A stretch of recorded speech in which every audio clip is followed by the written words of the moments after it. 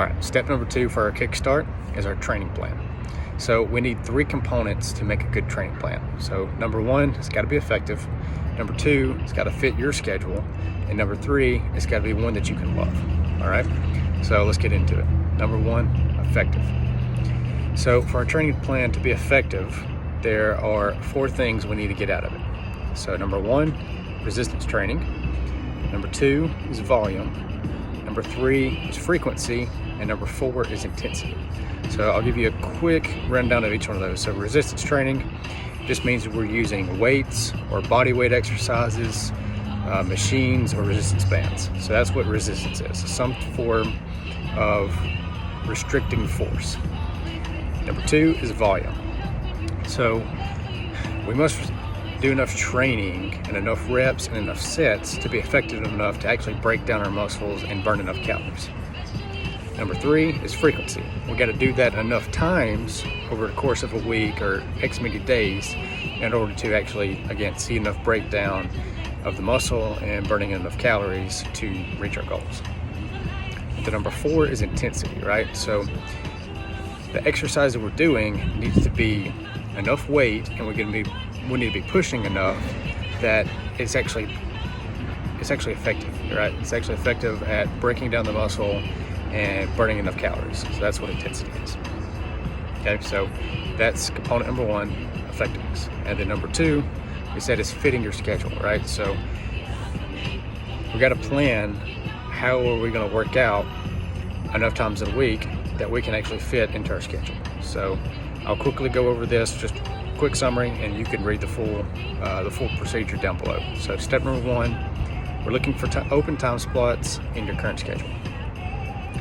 So those time spots should be ideally at least 20 minutes. So right now we can start off with just a 20-minute exercise. And then if you're going to a gym, you want to allocate time in your schedule for driving, right? So driving, parking, changing clothes, you can estimate at least 15 minutes for that on top of however long it takes you to drive to the gym. And then, so now we've got 1 time spot. We'd like to get at least 2 or 3 total during the week.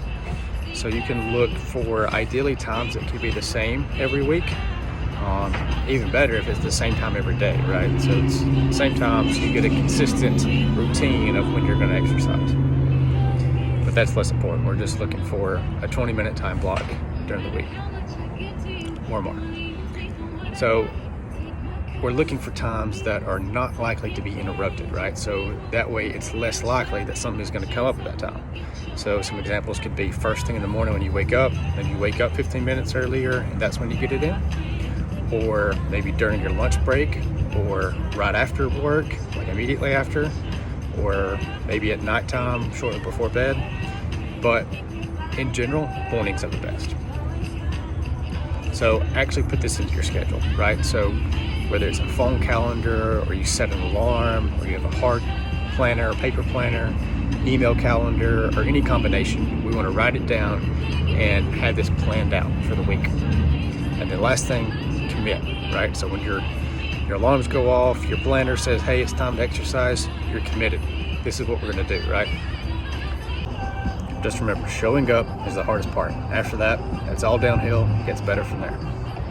All right, so that was component number 2. And then the third one is you got to love it, right? So if you're trying to do something that you dread, that's miserable, and it's awful, it's going to be really hard for it to be sustainable and something you can do for a long time, right? But it may not be something that you love starting out. It may take some time, right? So see below we have a little warning, right? So don't decide whether you love it or you hate it, whether you like it or dislike it right away. Give it at least, bare minimum, 3 chances, right? So try it 3 times before you even try to make up your mind whether you like it or not, whether it's for you or not. But it could take 5 or 6 times, it could take 20 times or more, right? So it could take a little bit of time, but something that can make it easier and make it more enjoyable. Remember your whys, right? Why are you doing this? Why are you showing up? What's got you motivated to do this in the first place, right? And then once you start seeing and feeling results, then the love for it, the desire for it, it's just going to come in like a wave, right? So the why and then seeing and feeling results. You stick through it long enough to see that, and it'll get better, I promise. So the next thing, getting started, right? You gotta find something that appeals to you. And again, this is all in the description below. I'm just quickly giving you a little rundown of it. So getting started, you gotta find something that appeals to you. So some type of resistance training with free weights, machines, bands, bodyweight exercises, or some type of combination that you can start doing. And then you want to think about what you already have access to, either at home or at the gym. And then you want to find something that you can do also for fat loss as well, right? So we can try to find some fun ways to get in cardio. We've got a full list of 15 different things at the bottom, and these are just to get you started, some ideas. And then we got some more tactics to make it even more enjoyable, right? To make it more fun. So to make it more fun, here's a few ideas. You could move it outside, right? Instead of being inside in your basement, you could move it outside on a pretty day. Find somewhere with a nice view, right? You could listen to your favorite TV show or podcast or your favorite playlist while you're doing it. You could invite somebody to join you on your exercise, either a friend or your spouse or a coworker. Somebody to join in with you will make it a lot more fun, a lot more motivating. And then planning it during a lunch break to give you a boost of energy during the middle of the day. Joining a class at a gym. The more people there, the more motivated you're going to be, the more exciting it is. Also, joining a competition of some kind, whether it could be any type of range depending on your current fitness level. It could be, a race, or it could be some type of, maybe even a bodybuilding show. Who knows? Just sign up for something that gives you an extra boost of energy and motivation to actually get in and get something done, right?